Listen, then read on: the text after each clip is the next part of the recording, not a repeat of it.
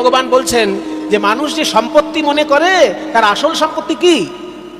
আমরা সম্পত্তি মনে করি কি? 2 বিঘে জমি, 2 লাখ টাকা, 200 গ্রাম সোনার গয়না, কি 2খানা ফ্ল্যাট, 2খানা বাড়ি, এগুলো আমরা সম্পত্তি মনে করি। কিন্তু ভগবান বলছেন যে সম্পত্তি দুজনের কাছে 2 রকমের। দেবতাদের কাছে সম্পত্তি এক, আর অসুরদের কাছে সম্পত্তি এক। দেবতাদের সম্পত্তি হচ্ছে 26টা, আর অসুরদের সম্পত্তি হচ্ছে 6টি। অসুররা যেটাকে সম্পত্তি মনে করে মানুষের পক্ষে সেগুলো ক্ষতিকর, ওই জন্য মানুষের সেই সম্পত্তিগুলো এড়িয়ে যাওয়া দরকার। সেগুলো কি? অসুর যাকে সম্পত্তি বলে মনে করে সেটা হচ্ছে দম্ভ, দর্প, অভিমান, ক্রোধ, পারুষ্য এবং অজ্ঞান। এগুলো অসুরের সম্পত্তি। দৈবাসুর সম্পদ বিভাগ যোগ, অধ্যায়টার নাম হচ্ছে দৈবাসুর সম্পদ বিভাগ যোগ। মানে দেবতাদের সম্পদ কি কি আর অসুরদের সম্পদ কি কি, এটা ভগবান বলেছেন গীতায়। যে অসুররা যেটাকে সম্পদ বলে মনে করে, মনে করুন আমি যদি একজন পার্টির লিডার হই, কিছু মনে করবেন না, আমি যদি একটা দেশের নেতা হই, তা আমি যদি সবসময় মিনমিনে স্বভাবের থাকি, তাহলে বিদেশের নেতার সঙ্গে আমি কি লড়াই করতে পারবো? ওই জন্য আমার ভিতরে দম্ভ, দর্প, অভিমান এগুলো কাজ করতেই হবে। ওই জন্য সবার পক্ষে সবকিছু নয়। তুমি যদি অসুর প্রকৃতির মানুষ হও, তাহলে তোমার যেগুলো সম্পত্তি সেটা হচ্ছে দম্ভ, দর্প, অভিমান, ক্রোধ, নিষ্ঠুরতা এবং অজ্ঞান। নিষ্ঠুরতা যদি না থাকে একটা লিডারের মধ্যে, সে লিডার হতে পারবে? লিডারের মধ্যে নিষ্ঠুরতা থাকা চাই, লিডারের মধ্যে অহংকার থাকা চাই, তবে সে লিডার হতে পারবে। এক কথায় অসুর স্বভাবের লোক না হলে লিডার হতে পারবে না। ওই জন্য ভগবান শ্রীকৃষ্ণ গীতায় বলছেন যে অসুরদের সম্পত্তি বলে যেটা মনে করে সেটা হচ্ছে দম্ভ, দর্প, অভিমান, ক্রোধ, নিষ্ঠুরতা এবং অজ্ঞান। তুমি যদি মানুষের মতো মানুষ হতে চাও, তাহলে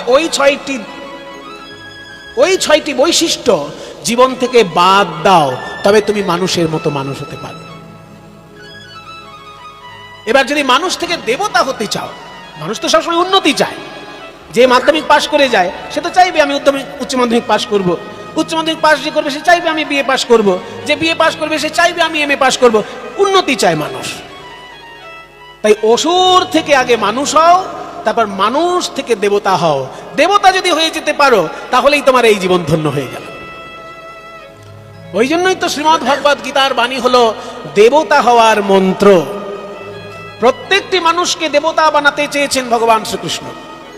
তাই গীতায় এমন বাণী তিনি রেখে গেছেন, সেগুলো যদি আমরা অনুসরণ করে জীবনে চলতে পারি, এই জন্মেই আমরা এক একজন দেবতা হয়ে যাব।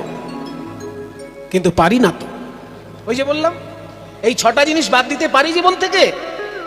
যদি পারি অমনি মানুষ হলাম। জন্মের সময় আমি 6খানা দোষ নিয়ে জন্মেছি, সেই দোষগুলো যদি জীবন থেকে বাদ যায় তবে তো মানুষ হব। সেই জন্য আজকের মূল কথা যেটা আপনাদেরকে আমি বলছি, ভগবান শ্রীকৃষ্ণের বাণী, যে 6টি দোষ যেন জীবন থেকে দূরে যায়। দম্ভ, দর্প, অভিমান, ক্রোধ, নিষ্ঠুরতা এবং অজ্ঞান। এই বিষয়গুলোকে দৈত্যরা তাদের সম্পত্তি বলে মনে করে, এগুলো নিয়েই মানুষ জন্মগ্রহণ করে। সেই জন্য এগুলো জীবন থেকে বাদ দেওয়া উচিত। বাদ যদি আমরা দিতে পারি তাহলে আমি অমানুষ থেকে মানুষ হলাম, দৈত্য থেকে মানুষ হলাম, অসুর থেকে মানুষ হলাম। আর দেবতা যদি হতে চাই তাহলে 26টি গুণ অর্জন করতে হবে। সেগুলো ওই যে সংস্কৃতে বললাম, অভয়ং সত্ত্ব সংশুদ্ধি জ্ঞান যোগী ব্যবস্থিতি দানম তপস্য যজ্ঞস্য স্বাধ্যায়স্তপ আর্জবম। 26টা আছে, একটা দুটো বলি তাহলে আপনাদের একটু সুবিধা হবে। অভয়ম, প্রথম গুণ হচ্ছে অভয়। সবসময় ভীতু ভীতু মনোভাব থাকলে সে কোনোদিন বড় হতে পারে না। অভয় জিনিসটা মানুষের খুব দরকার। এই অভয়টা হচ্ছে দেবতার গুণ। সত্ত্ব সংশুদ্ধি, সত্ত্ব মানে অন্তঃকরণ, অন্তঃকরণ, অন্তঃকরণ মানে ভিতরের ইন্দ্রিয়, করণ মানে ইন্দ্রিয়, অন্তঃ মানে ভিতর, অন্তঃকরণ মানে ভিতরের ইন্দ্রিয়। তাহলে বহিঃকরণ কি জিনিস? অন্তঃকরণ থাকলে তো বহিঃকরণ থাকবেই। বহিঃকরণ হচ্ছে চোখ, চোখ দিয়ে আপনি দেখেন। বহিঃকরণ কান, বহিঃকরণ নাক, বাইরের যে ইন্দ্রিয় সেগুলো বহিঃকরণ। চোখ দিয়ে আমরা দেখি, নাক দিয়ে আমরা শুঁকি, কান দিয়ে আমরা শব্দ গ্রহণ করি, মুখ দিয়ে স্বাদ গ্রহণ, জিহ্বা দিয়ে স্বাদ গ্রহণ করি, এগুলো আমার বহিরিন্দ্রিয়। তাহলে অন্তরিন্দ্রিয় কি? অন্তরিন্দ্রিয় হচ্ছে যেগুলো চোখে দেখা যায় না, যেমন মন, বুদ্ধি, চিত্ত, অহংকার। এই মন মনে ভিতরে আছে, দেখা যায় না চোখে। বুদ্ধি মাথায় আছে, দেখা যায় না চোখে। এই মাথাটা অপারেশন করলে কেউ বুদ্ধি খুঁজে পাবে সেখানে? তাহলে মন বুদ্ধি এগুলো হচ্ছে ভিতরের ইন্দ্রিয়। এই ভিতরের ইন্দ্রিয়ের শুদ্ধিকরণ এটা দেবতার সম্পত্তি। মানে এটা তুমি যদি অর্জন করতে পারো তাহলে এই জন্মে তুমিও দেবতায় পরিণত হবে। অভয়ং সত্ত্ব সংশুদ্ধি জ্ঞান যোগ ব্যবস্থিতি। জ্ঞান এবং যোগ এই দুটো জিনিসের মধ্যে সমন্বয় আনতে হবে। জ্ঞান যোগ, জ্ঞান মানে অজ্ঞানতা দূর করে জ্ঞান অর্জন করা, কিছু তত্ত্ব জানা, সেটা হচ্ছে জ্ঞান। যেমন আপনি ঢকঢক করে এক গ্লাস জল খেয়ে নিলেন, জ্ঞান হলো না। একটা তরল পদার্থ খেলেন এই পর্যন্ত বলতে পারা যায়। এবার জলটাও তো তরল পদার্থ, চাটাও তো তরল পদার্থ, শরবতটাও তো তরল পদার্থ। তাহলে জলের তত্ত্বটা কি? জলের তত্ত্বটা হচ্ছে H2O, অর্থাৎ হাইড্রোজেন আর অক্সিজেন এই দুটোর মৌল কণা মিশে তবে জলের একটা কণা তৈরি হয়েছে। এটা হচ্ছে জলের তত্ত্ব। তাহলে আপনি যদি ঢকঢক করে জল খেয়ে নিলেন, বললেন আমি জল খেলাম, তাহলে আপনার কিন্তু তত্ত্বজ্ঞান হলো না। আপনি যখন স্কুলে যাবেন, যখন পড়াশোনা করবেন, তখন মাস্টার মশাইয়ের কাছে জানতে পারবেন যে জল তরল পদার্থ ঠিকই, কিন্তু জলের মধ্যে আছে কি হাইড্রোজেন আর অক্সিজেন, এই দুটো কণা মিলে তবে একটা জলের কণা তৈরি হয়। এটা হলো তত্ত্বজ্ঞান। ভগবান বলছেন এই জ্ঞান অর্জন করাটাই দেবত্ব। তুমি যতক্ষণ এই জ্ঞান অর্জন না করছো ততক্ষণ কিন্তু তুমি অসুর থাকছো। অসুর মানুষ কি চাইবে? ওসব হাইড্রোজেন অক্সিজেন আমার জানার দরকার নেই, ঢকঢক করে জল খেয়ে শুধু ঘুমিয়ে পড়ে। ওই জন্যই ভগবান বলছে যে অসুরত্ব নিয়েই মানুষ জন্মায়, তাকে দেবত্ব অর্জন করতে হয়।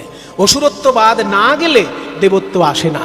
অসুরত্ব হচ্ছে 6টি আর দেবত্ব হচ্ছে 26টি। সেই 26টির মধ্যে একটি হচ্ছে অভয়, দ্বিতীয় হচ্ছে জ্ঞান আর যোগের সমন্বয়। জ্ঞান অর্জন করেছেন অথচ যোগ সাধনার সমন্বয় নেই, তাহলে আপনার জ্ঞানটা পরিপূর্ণরূপে কাজে লাগবে না। জ্ঞানের সঙ্গে যোগের যদি সমন্বয় থাকে তবে এই জ্ঞান যোগ ব্যবস্থিতি, জ্ঞান আর যোগের সমন্বয় সাধন হয়। তো যে কথা আমরা বলতে যাচ্ছিলাম, চৈতন্যদেবের কথা আর মহাপ্রভুর কথা, দুটোই মহাপ্রভু চৈতন্যদেব আর শ্রীকৃষ্ণ দুজনের বাণী এক। চৈতন্য মহাপ্রভু বলছেন কীর্তনের উপকারিতা হলো চিত্ত দর্পণকে মার্জন করা, আর শ্রীকৃষ্ণ দেখুন 16 নম্বর অধ্যায়ে বলছেন অজ্ঞানং সত্ত্ব সংশুদ্ধি। সত্ত্ব মানে অন্তঃকরণ, মন বুদ্ধি চিত্ত, সংশুদ্ধি মানে এর শুদ্ধিকরণ দরকার, সম্যক রূপে শুদ্ধিকরণ দরকার, তবে তুমি মানুষ থেকে দেবতা।